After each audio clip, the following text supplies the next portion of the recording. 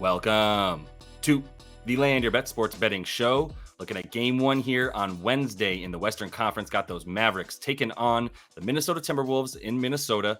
Going to have three best bets here for you, all player props. But we definitely want to look at these matchups and monitor some stuff to help us decipher who's going to be guarding whom after we see some game one stuff from these coaches. So I've got three best bets for now. Going to have a few more in that live stream, 5:30 p.m. Eastern on Wednesday, as we're doing now every weekday as we move forward throughout this postseason. So jump in there, bring your bets. We'll go over that stuff together. And for now, let's get into these three bets I've got for Wednesday. Quick look at the Minnesota lineup. Same thing that we've seen in the last two series for the Timberwolves here. But what I would see here that I would look out for is, do we see a little bit more Nickeil Alexander-Walker and a little bit less Naz Reid than we did in that series against Denver? We know that in Denver, they needed to make sure they were big because they had to throw a ton of guys at Jokic. Murray was a little bit hurt, which meant they didn't have to worry about the perimeter quite as much. In fact, we saw Jaden McDaniels come off of Murray and guard a lot more Michael Porter Jr. because that's how not afraid they were of the hobbled Jamal Murray in this last series. Now we've got to talk about them stopping Luka and Kyrie before anybody else. That's going to be the two engines. Obviously, Luka being the key there just more than anybody. So that's going to mean a lot more emphasis on perimeter defense for this Timberwolves team. So keep that in mind as you might be looking at those Naz overs, as we all love to bet on Naz Reid, but we might be getting a little bit more NAW. On the other side of the ball, same concept, pretty much the same dudes that have been playing, although I would expect Dante Exum to be pretty much washed from this rotation at this point. You might see a little bit of him here and there just to give guys a breather, but if Tim Hardaway Jr. is able to go 10 to 15 minutes like he has since that Denver series, that doesn't really leave much room for Dante Exum in there, especially because of how well Josh Green was playing off the bench in his limited minutes, right? The other thing we're going to look at here is Derrick Lively and Gafford. That's always going to be a conversation. Who does Jason Kidd play more? Going to be a little bit tough to decipher that, but I will say it's likely they play pretty much 20 to 25 minutes each every night. We're not going to see much veering away from that rotation for J Kidd in this one. So everything should be pretty much what we've seen up to date. Pretty reliable to be able to guess these guys' minutes and their props as a result. As far as the matchups go, not as easy to just say power forward versus power forward, center versus center. There's going to be a lot of moving parts here. And I want to go through what we have to watch for, but I would imagine Jaden McDaniels, Luka Doncic, right? That's going to be your matchup there. You're going to see some Ant and some NAW on Luka, but Ant has made clear he wants to guard Kyrie. What you're not going to see is Mike Conley guarding Luka Doncic. He's more likely to be guarding Derrick Jones Jr. as the sort of final dude that they're not scared of, to be honest. Like, that would be his best matchup until we might see Derrick Jones Jr. go off, going to the rim, getting rebounds. So it's going to be a bunch of cat and mouse stuff. And speaking of cat, we're not going to be seeing him guarding the center for the other team anymore. That was his game against Jokic, so that they could have Rudy Gobert playing that free safety. But now you can't play Rudy Gobert as free safety and have him guarding PJ Washington, right? Last series, he was able to play off of Jokic to help because Aaron Gordon wasn't really a threat to make very many threes. Even when he did make one or two, they were like, fine, we're going to take that every single time versus anything that Jokic can do down low. That's not going to be the case anymore. You can't just throw Cat on Gafford and have Rudy play out in center field because PJ Washington's too much of a threat from three.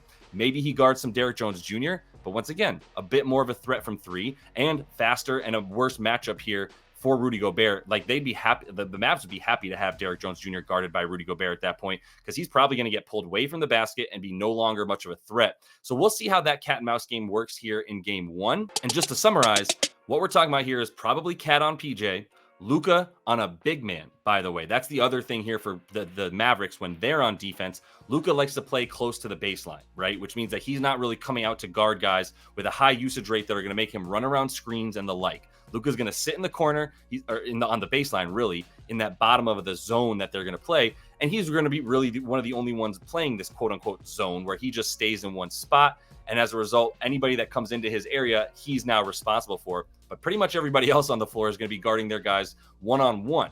For Conley on the other side of the ball, like I said, probably going to have him on Derrick Jones Jr. And Ant has made clear that he wants to guard Kyrie. So he'll predominantly be guarding Kyrie. But I also imagine we'll see him on Luka a little bit. And he's going to be taking on a ton of defensive roles that are going to be really important for this Timberwolves team against this really lethal backcourt for the Dallas Mavericks. So what do we do with all that? Let's kick it off with Derrick Jones Jr. as best bet number one, over 11.5 points and rebounds for DJJ in this one. Taking him for a full unit on that.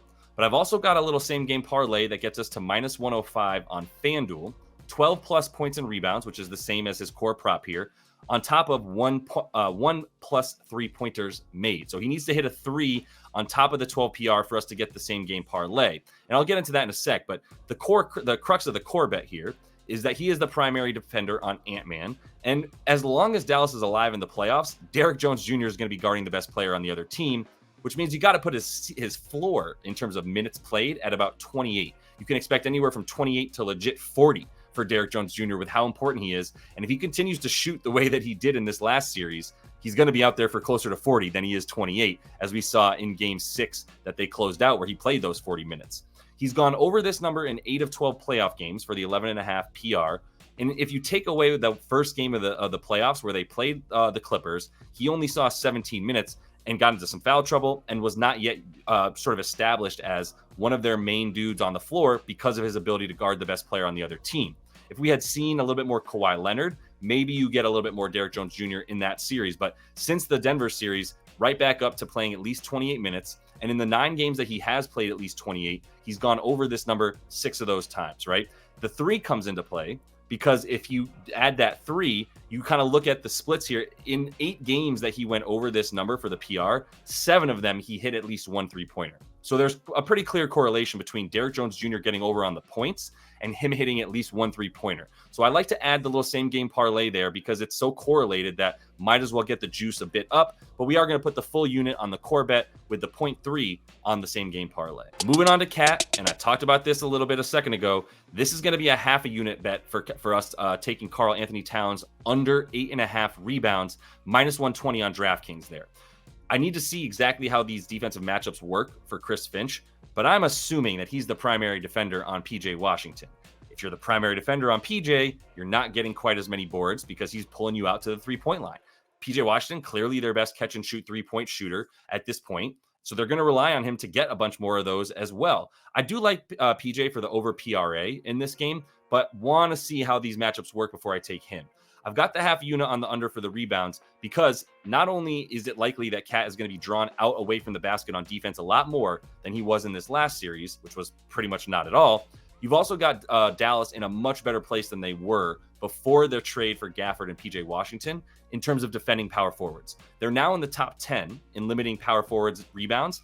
Before that trade, they were in the bottom 10. So a huge 180 for Dallas on defense, especially when it comes to guarding centers and power forwards.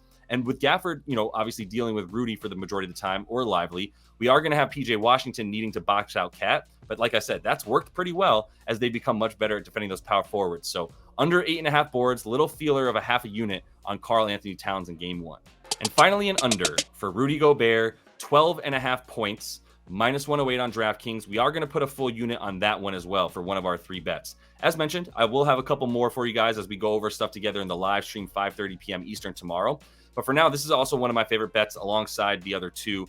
I think it's time for him to come back down to earth, not only after he owned Phoenix in that round 1 series, but if you saw the shots he made in game 7 against Denver to get to 13 points, how often can you rely on that, right? He's still shooting about 55% from the free throw line, and they're going to foul him way before they let him get an easy dunk, which is going to limit the amount of points, maybe 1 per possession when he actually gets to the free throw line there. Dallas, in terms of limiting everything that he wants to do, way better these days, and obviously all due to Rudy, to Daniel Gafford and PJ Washington being in town now. But they are the 4th best team at limiting putbacks, which is going to be one of the major ways that Rudy gets his points, is off of those second chance points and dunks, off of those rebounds. And they're also top 10 in limiting the pick and roll man, which is Rudy's other job and the only other way that he scores. There's no back to the basket moves. There's no one-on-one facing the basket moves. That's for damn sure. So there's not going to be as many options for Rudy to score if he can't get the bread and butter that he's used to when it comes down to those tip-ins and rolling off the pick and roll stuff to catch a lob from the ball handler. So under 12.5 points, Rudy Gobert in game 1. And that is all the time that I have for you guys in this one. Quick reminder, the Discord's live. Got the link in the description of the video if you do want to jump in there, get some of the stuff we're talking about. Got a lot of good looks from everybody in the community these days. So really grateful to be able to have that up and live for you guys for free right now if you want it. So jump in.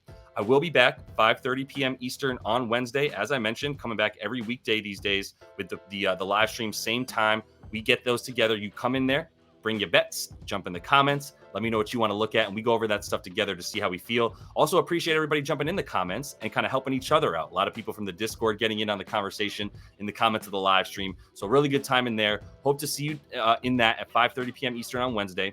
Until I do, happy betting.